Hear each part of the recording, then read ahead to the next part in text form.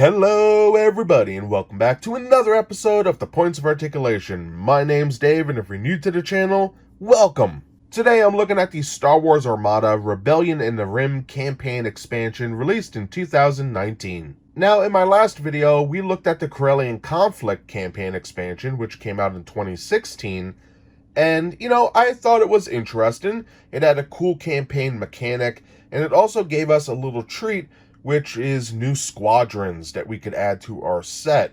Not the physical models, but cards.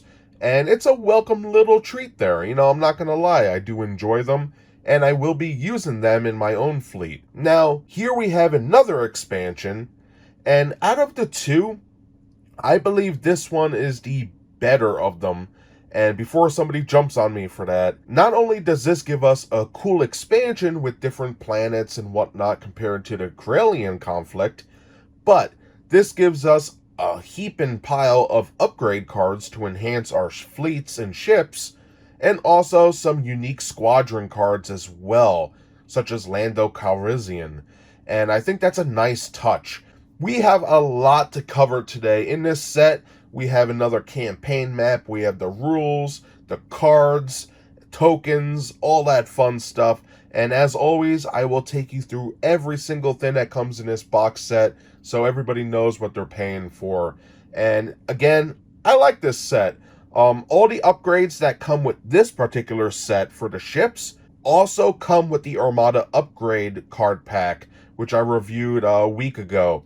So I'll put links in the description below for that video down there, and you could check that out, but really awesome stuff in this set. So enough of me yapping, let's get to it. So let's kick this video off with a dial token roll call. First up, we have 8 squadron disc, 8 main ship ID tokens, 8 ship ID tokens, 2 main flagship ID tokens, 2 flagship ID tokens, 8 scarred ship ID tokens, 8 squadron ID tokens, 10 scarred squadron ID tokens, 4 raid tokens, 2 ally tokens, 4 destiny tokens, 2 diplomat tokens, 4 repair tokens, 7 resource tokens, 6 skilled spacer tokens, 4 spynet tokens, 16 veteran tokens, 8 proximity mine tokens, 1 gravity rift token, 2 Exogroth obstacle tokens, 2 dust field obstacle tokens, 2 Purgle obstacle tokens. Now, just like the Corellian conflict, the Rebellion in the Rim also comes with a sticker sheet. Now, these are used to map your progress on the campaign map. Now, these are designed to be removable and reusable. I'm not really for that. I don't like putting stickers on things, over and over again, and sooner or later, I would run out.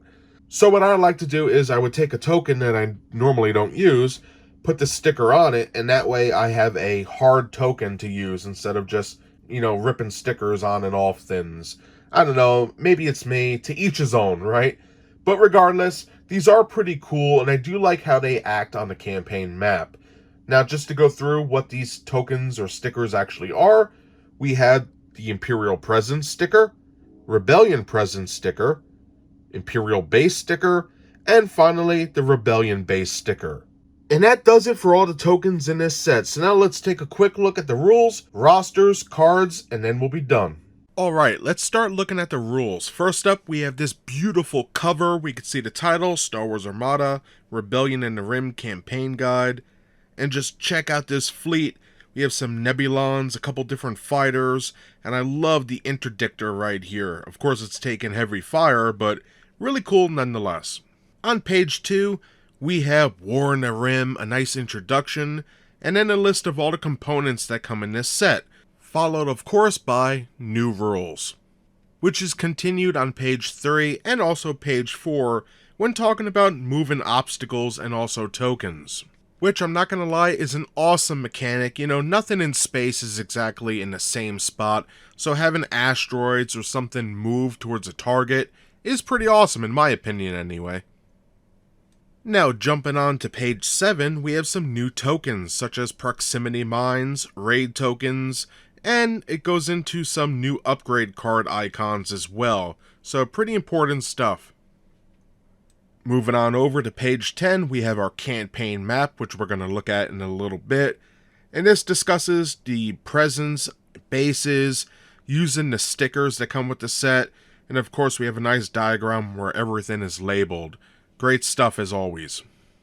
And jumping towards the back of the book on page 26, this section starts talking about pivotal battles, mainly the types of objectives such as conquest or demonstration of force. And just like the Corellian conflict, I strongly urge you at home that if you get this, read the rules, because I'm just flicking through the book and I can tell you right now, it looks like so much fun. All the different ways that you can play. And what's interesting is, the more you play and take different planets, the more abilities you get and resources. And that's pretty cool. It reminds me of the video game Empire at War. If you ever played that real-time strategy game, let me know in the comments below. Now, of course, I'm not going to scan every single page in this rulebook. I just got a couple different pages to push the point that there is a lot of information in these pages. I think out of the whole book, there's actually 36 total pages, so it's a lot to take in. But it's all very interesting and will help you have more fun with the game. So that pretty much covers everything I wanted to say about the rulebook. Now moving on to the team and fleet rosters that come with this set. It's the same as the Corellian conflict in a way that you only get a finite amount, so I do suggest scanning it, copying it, do whatever you gotta do to make extras so that way you don't run out. But I love the team roster and the fleet rosters because it helps you keep track of what ships are in your fleet, who's in command, and what all your resources are going towards. So very helpful, especially if you have more than just 2 players. So that covers everything about the rules and the rosters, so now let's take a quick look at the cards. Alright, let's take a look at these cards. First of all, we're going to talk about some new squadron cards, or irregular squadrons as they're called. So just like in all my videos, I'm going to read the name of the card, and then you can pause the video and read all the data and stats below, and continue when you're done. First up, we have Hondo Anaka for the Slave 1, IG-88B for the IG-2000B, Kanan Jarvis for the Hawk 290, Lando Calrissian for the Millennium Falcon, Malihura for the Scourge H6 Bomber, Mart Martin for Sato's Hammer, Morello Ival for the YV-666, and finally Tel Turivia in the Jumpmaster 5000. So those are pretty cool. Also in this set we do get an armed station, which is awesome. You can see it does have anti-squadron and attack dice, so really cool. Now also in this set we do get 6 fleet condition cards. Now these are doubles, so we do have 2 low fuel, 2 low morale, and finally 2 low supplies. Moving on, we also have a total of 23 objective cards. Now 11 of these are considered campaign objective cards, and we'll start with them. First up, Base Defense Ion Cannon, Base Defense Armed Station, Base Defense Fighter Wing, Double Agent, Hired Scum, HoloNet Override, Pilot Deflection, Prototype Recovery, Recruit Allies, Steal Supplies, and Volatile Cargo. And now for the regular objective cards, we have Rift Ambush, Abandoned Mining Facility, Asteroid Tactics, Fleet in Being, Ion Storm, Marked for Destruction, Rift Assault, Surprise Attack, Hyperspace Migration, Infested Fields, Volatile Deposits, and finally Doomed Station. Now these objective cards are really cool. They give you a nice little neat way to play Armada and enhance the experience. I know sometimes I call them scenario cards, but you know, I guess you could call them scenario cards or objective cards, whatever you prefer, but it just gives you a reason to play that's more fun than, say, just deathmatch. And for our final card set, we have our upgrade cards. Now, many of these cards are unique to this Rebellion in the Rim campaign box, so let's go through them together. There are some doubles, but I'll go over that. First up, we have Ezra Bridger, Captain Rex, Sabine Wen, Iden Verso, Commander Vanto, Commander Woldar. Then we have 2 Expert Shield Techs, 2 Advanced Transponder Nets, 2 Weapons Battery Techs, 2 Auxiliary Shield Teams, 2 Linked Turbo Laser Towers, 3 Proximity Mines, 3 Reserve Hangar Decks, 2 Take Evasive Actions. Now we also get some ship titles such as Deliberator, Harrow, Vanguard, and finally the Corvus. So yeah, some pretty interesting cards here to say the least. So now let's take a quick look at the campaign map. And now looking at the campaign map, out of the 2 campaign expansions, this is by far my favorite because this area of space that the campaign is portraying is Star Wars. We have Hoth, Tatooine, all the fun planets that we know from the movies are here because most of the original trilogy takes place in the Outer Rim, away from the core worlds, and I dig it. Now for the map size, it's the same exact dimensions as the Corellian conflict, but instead of being a landscape format, this is much more vertical, like a portrait. So thank you Dana for helping me film this. So as we can see, it's a tad over 17 inches wide, and a little under 24 inches tall. For those who know me, I am a very tall and big guy, so you can see how big that map is just by looking at my picture there. And one thing I really enjoy about this map is that it has different sectors similar to what we saw with the Corellian conflict, but this has Mandalorian space, Hutt space, and so on and so forth. And to me, a lot of the mechanics that come with this set, such as being low on materials or supplies, that is all that we see in Star Wars, especially in Rebels and the beginning of the Rebellion. They're always running around for Tabana gas and Bacta and different supplies here and there, or even ships.